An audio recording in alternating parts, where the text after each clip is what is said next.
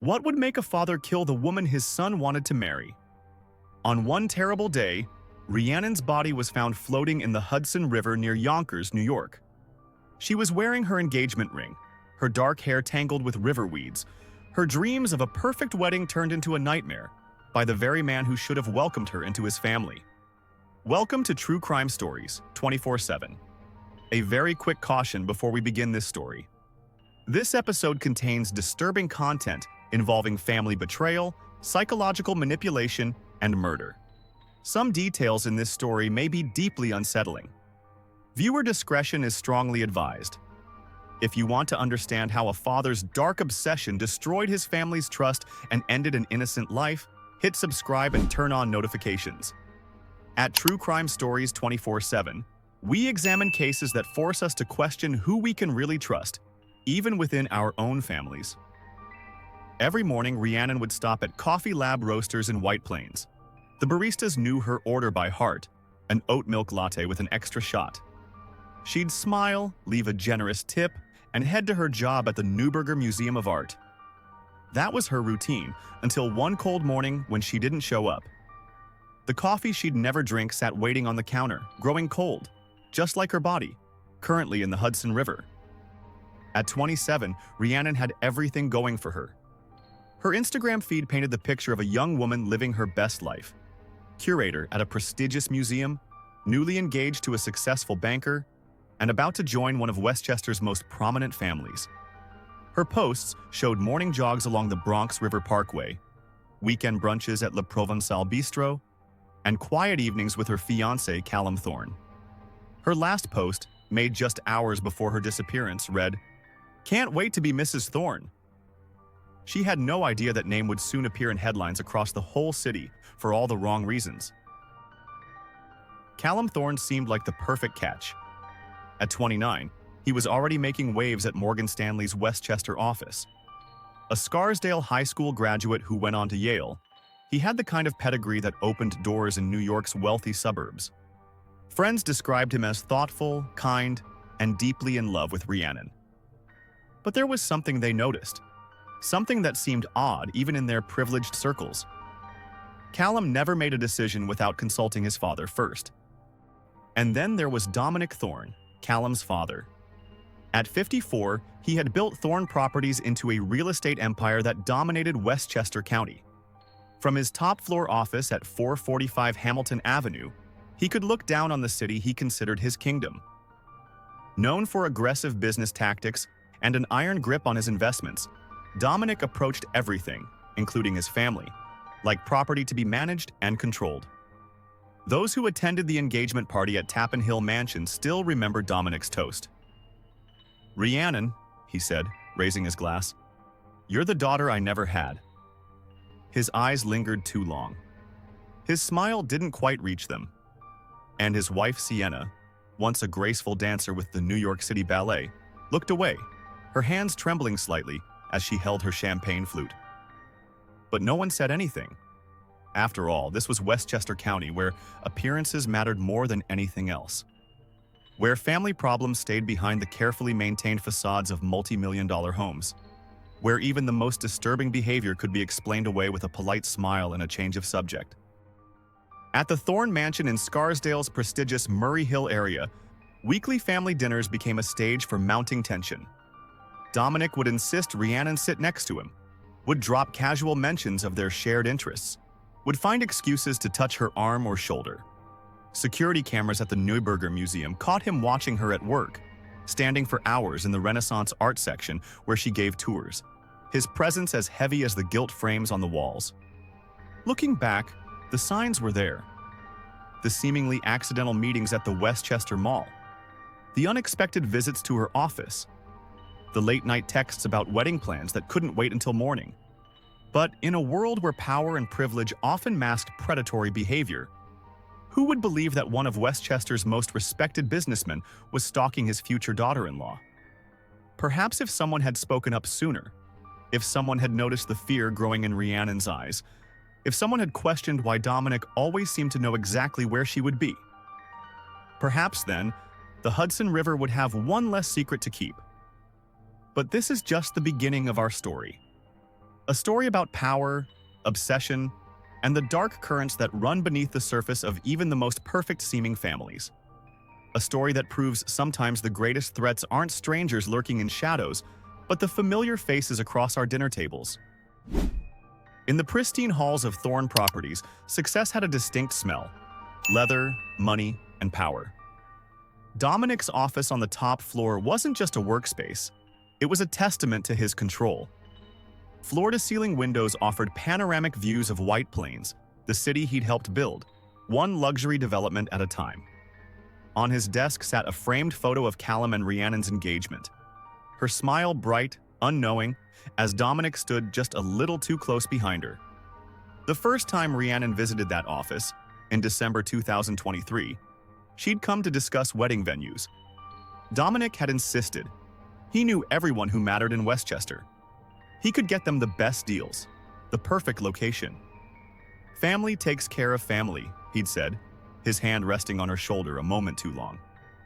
The security footage from that day shows Rhiannon leaving 2 hours later, her arms wrapped tightly around herself despite the heated building. At Modern Barn, where the Thornes held their weekly family dinners, the staff began to notice some abnormal patterns. How Dominic would arrive early, rearranging seats so Rhiannon would have to sit next to him. How he'd order her favorite wine before she arrived, remembering details about her preferences that even Callum, his son, sometimes forgot. How his eyes would follow her when she excused herself to the restroom, and how he'd often find reasons to walk past it moments later. But money talks in Westchester County, and the Thorne name carried weight. So when Dominic started showing up at Coffee Lab Roasters during Rhiannon's morning coffee runs, the barista said nothing.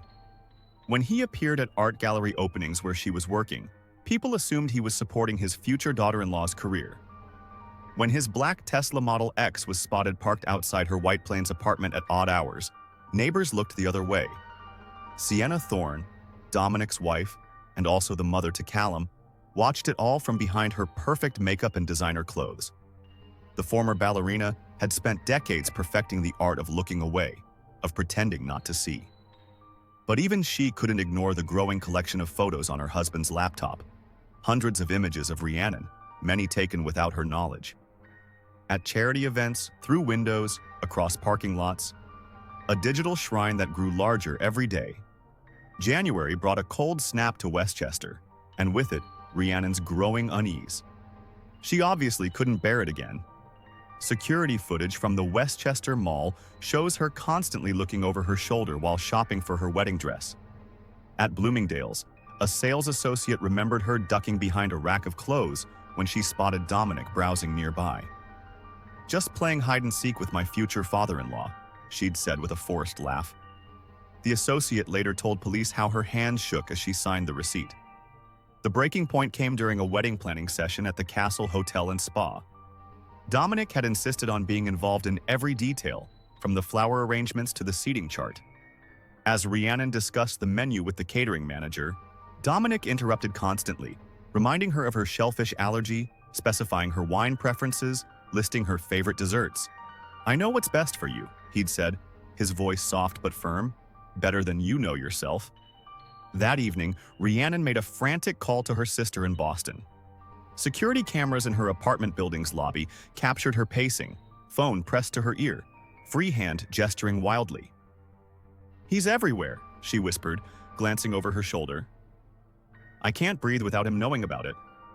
Callum doesn't see it, or doesn't want to see it. What do I do?" The answer to that question would never come.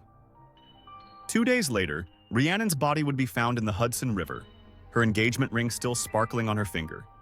A promise of a future that would never come, turned into evidence in a murder investigation that would shake Westchester's elite to their core. But before we delve into those final tragic days, we need to understand how a father's obsession grew so strong that it could only end in violence. How a family's wealth and influence created a perfect shield for predatory behavior. And how sometimes the most dangerous monsters are the ones we invite into our lives.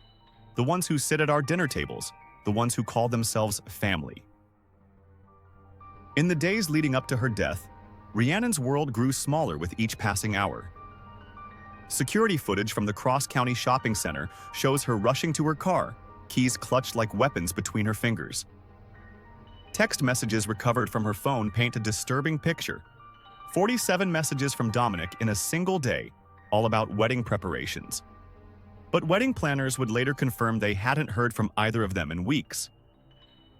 Just checking if you're free for lunch. 9:15 a.m. I'm near your office, let's discuss the flowers. 11:30 a.m. Why aren't you answering? I'm trying to help. 2:45 p.m. Don't tell Callum about our special surprise. 8:20 p.m. At Morgan Stanley, Callum remained blind to his father's growing obsession. Co-workers remembered him bragging about how involved his father was in the wedding planning. He's really embracing Rhiannon as his daughter, he'd say, beaming with pride. That same day, his father was installing tracking software on Rhiannon's car during a routine maintenance check at the family's preferred mechanic in Scarsdale. The staff at Newburger Museum noticed changes in Rhiannon. The once confident curator started asking security guards to walk her to her car.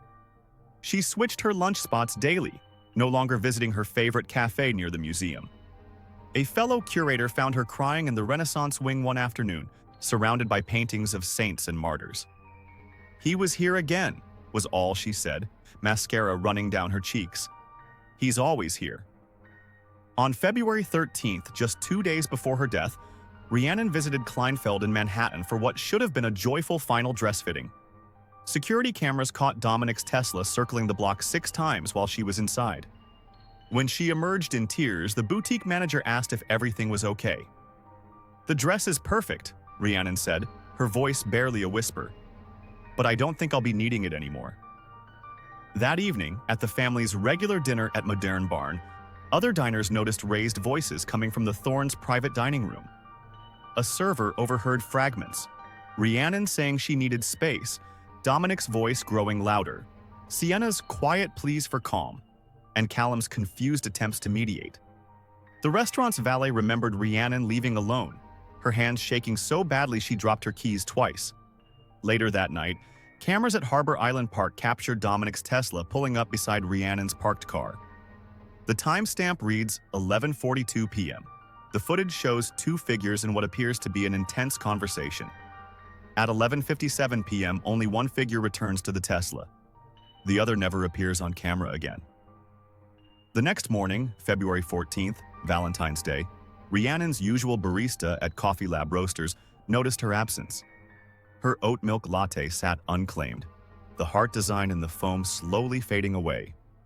At the museum, her morning tour group waited, but she never arrived to guide them through the Renaissance masterpieces she loved so much. At 2:15 p.m., Rhiannon's last known movement was captured by cameras at Thorn Properties. She entered the building looking nervous but determined, clutching what appeared to be a manila envelope. 15 minutes later, Dominic's private elevator descended to the parking garage.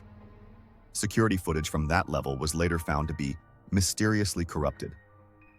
When police asked what was in the envelope, Dominic claimed ignorance. But a cleaning staff member would later discover shredded photographs in his office waste bin. Fragments that, when pieced together, revealed months of stalking documented by Rhiannon herself. Her final act of defiance, bringing evidence against her future father-in-law, would cost her everything. The Hudson River keeps many secrets, but on February 15th, it gave up one of its darkest. A jogger near JFK Marina spotted something floating near the shore. At first, they thought it was a mannequin, the kind department stores discard. But mannequins don't wear engagement rings.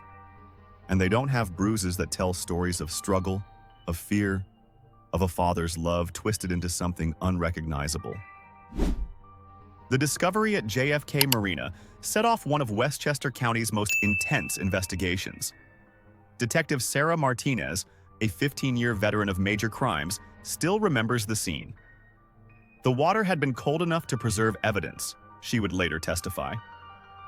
And Rhiannon's body was telling us a story, one of betrayal, struggle, and a desperate fight for life. The autopsy revealed bruising patterns consistent with large male hands, around her throat, on her wrists. Defensive wounds on her arms told investigators she had fought back hard.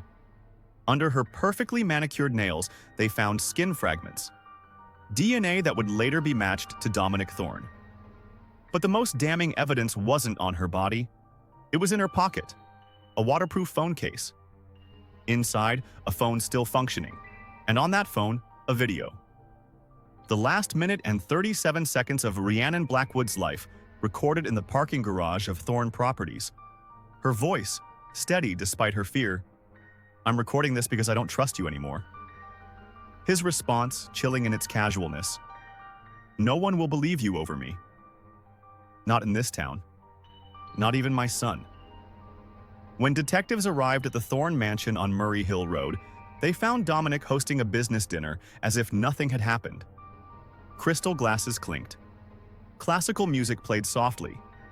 And in the study upstairs, on a computer left carelessly unlocked, they discovered a folder labeled "My Real Daughter." Inside were 2,847 photographs of Rhiannon. At the grocery store, jogging in the park, having coffee with friends, sleeping through her apartment window. The oldest dated back to her first date with Callum 3 years earlier. The most recent was from the morning of her death. Obviously, this man hired a private photographer, taking her shots secretly. But perhaps the most haunting discovery came from Sienna Thorne's personal iPad. Hundreds of deleted text messages to Rhiannon. "I'm sorry. He's not well. Don't be alone with him. I should have stopped this." Messages sent, but never delivered. A digital trail of guilt and complicity. In the Thorne Properties parking garage, forensics teams found traces of blood despite a recent and thorough cleaning. Security footage from every camera in the building had been deleted, except one. A backup system, installed during a recent renovation and forgotten, caught the moment Dominic Thorne dragged a heavy carpet to his Tesla at 3:47 p.m. on Valentine's Day. When confronted with the evidence, Dominic remained eerily calm. "Everything I did was out of love," he told detectives. "She was going to ruin everything. She was going to take my son away. She didn't understand that she belonged to our family, to me." Callum Thorne collapsed when shown the evidence. In the interrogation room of Westchester County Police Headquarters, he watched years of carefully constructed family mythology crumble. The father he idolized, the man he had tried so hard to please, had been hunting his fiancée like prey, and he had never noticed. The discovery of Rhiannon's journal, hidden in a safety deposit box at Chase Bank in White Plains, revealed the full scope of her terror. "Sometimes I catch him watching me through windows," she wrote. "He knows things about me that I've never told anyone. Today he mentioned a conversation I had with my mother on the phone in my bedroom. How did he know? How long has he been listening?" Local tech experts would later find 14 hidden cameras in Rhiannon's apartment, all connected to an app on Dominic's phone, all providing him with 24/7 access to her most private moments. All installed during surprise renovations he had insisted on paying for as an engagement gift. The arrest of Dominic Thorne on a sunny March morning shattered Westchester's illusion of safety. As FBI agents led him out of Thorne Properties in handcuffs, employees watched from windows, smartphones recording the fall of a man who had once seemed untouchable. His only words, caught by news cameras: "She was supposed to be mine." Inside his office safe, investigators found a velvet box. Not the kind that holds jewelry, the kind meant for storing memories. Inside were items that made veteran detectives shudder. Strands of Rhiannon's hair collected over months. Her used coffee cups from Coffee Lab Roasters. A lipstick-stained napkin from Modern Barn. And most disturbing, her spare house key, which had gone missing 6 months earlier. But it was Sienna Thorne's testimony that silenced the courtroom at the Westchester County Courthouse. Her hands shaking as she took the stand, her designer outfit hanging loose on her frame, she finally unveiled 29 years of carefully hidden horror. "It started with my ballet students," she testified. "Young dancers. He would become obsessed, follow them, photograph them. When they quit or moved away, he would find someone new. But Rhiannon? She was different. She couldn't escape. She was going to be family." The evidence kept mounting. Dominic's laptop revealed searches for untraceable poisons, body decomposition in water, and how to disable security cameras. His E-ZPass records showed late-night drives along the Hudson, practicing the route he would later take with Rhiannon's body. A purchased boat slip at JFK Marina, rented 3 months before the murder under a false name. The final video from Rhiannon's phone was played in court. Through the shaky footage, you could see Dominic's face change when she threatened to expose him. "I have proof," her voice steady despite her fear. "Callum will know everything." The phone catches his reflection in a car window, his expression shifting from rage to something worse, a cold, calculated decision. Callum Thorne sat through every day of the trial, his own father's betrayal carved into the dark circles under his eyes. When asked to testify, he could barely look at the defendant's table. "I always wanted to make him proud," he said, his voice breaking. "I never thought that would cost Rhiannon her life." The jury took just 2 hours to reach their verdict. Guilty on all counts: first-degree murder, stalking, harassment, breaking and entering, illegal surveillance. As the judge read out his sentence, life without possibility of parole at Sing Sing Correctional Facility, Dominic Thorne smiled. Not the practiced smile of a successful businessman, but something feral. Something that should have been noticed long ago. In the aftermath, Westchester's elite circles buzzed with whispers. How many other predators sat at their dinner parties?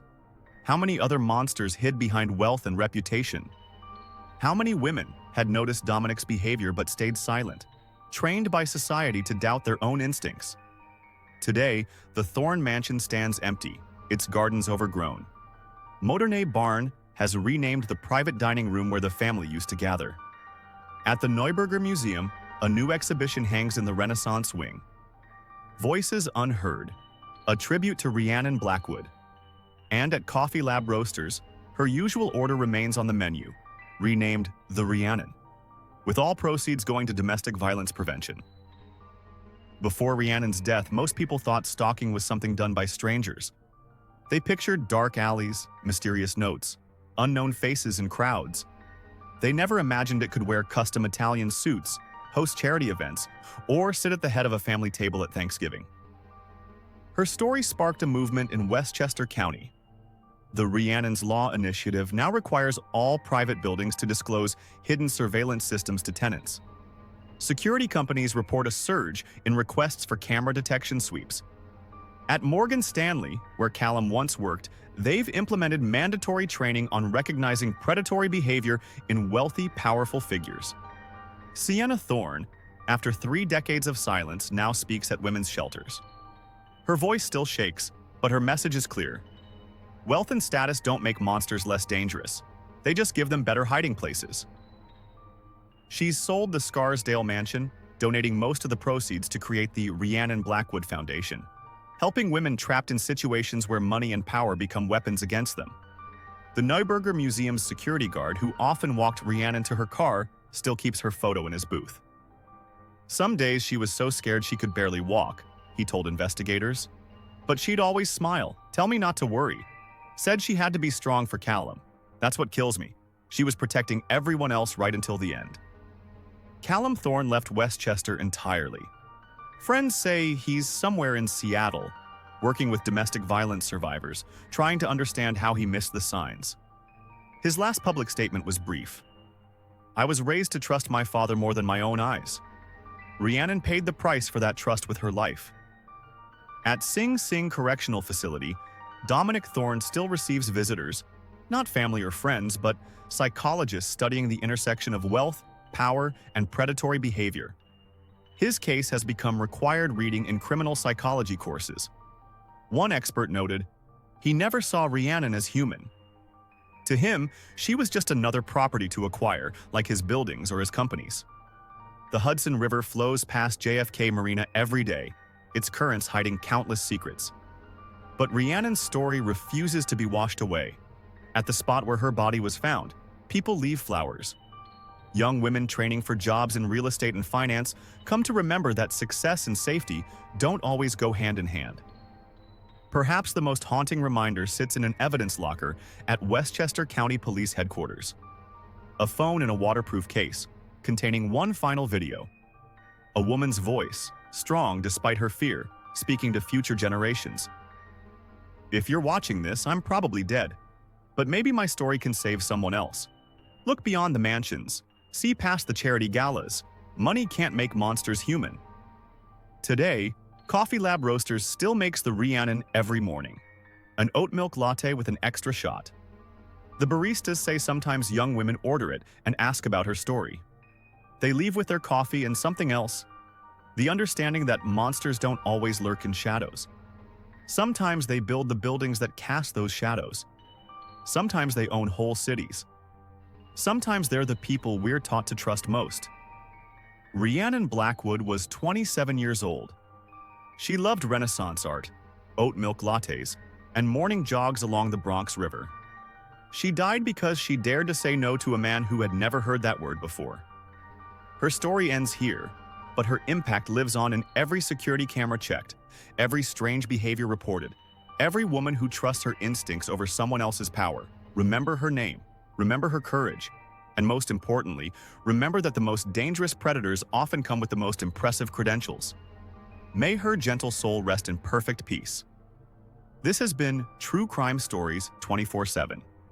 Keep safe, stay aware, and never ignore your instincts, no matter how much money or power tells you to.